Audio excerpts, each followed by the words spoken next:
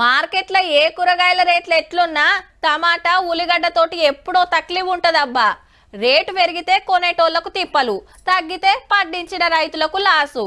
మొన్న చూడలేదా మన తాన టమాటాకు రేటు కట్టిస్తలేరని ఓ రైతన్న ఫ్రీగా వంచిపెట్టిన ముచ్చట.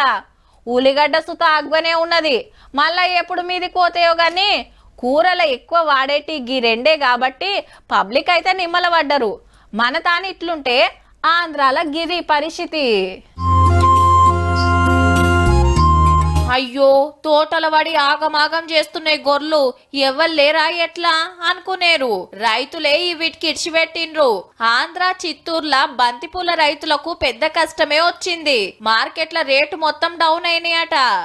మార్కెట్ కి వేస్తే ₹1 అడిగేవాళ్ళు లేదు. ఎకరాకి 1,20,000 రూపాయలు ఖర్చు రావడం అయితే జరుగుతుంది. 5 టన్నుల పూల్ని మార్కెట్ తీసుకొని వస్తే అక్కడ పరిస్థితి ఎలా ఉందంటే దాన్ని తీసుకునేటువంటి నాదుడు కరువైపోయి పూల వ్యవస్థ అంతా కూడా సిండికేట్ అయిపోయేసి ఈ రోజు దుర్భరమైనటువంటి పరిస్థితి. పోయిన వారం కిలా 20-30 రూపాయలు కట్టిస్తే ఈ వారం రూపాయికి కూడా అడిగేటోళ్ళేరట. మార్కెట్ కు తీసుకుపోయిన పూలు తొవ్వెంట పడేసిపోతున్నారు. కూలీల ఖర్చులు దండగైతట్టున్నాయని షేన్ల గొర్రెలకే ఇడిచి పెడుతున్నారు. పాపం ఓ దిక్కు పెళ్లిల సీజన్ నడవబట్టే మార్కెట్ల పబ్లిక్ కొనబోతే మస్తు రేటు చెప్తుండిరి. మరి ఆంధ్రాల గీ పరిస్థితి ఎందుకు వచ్చిందో, బోకరిగాళ్ళు గిదేం దోసుకునుడో పో.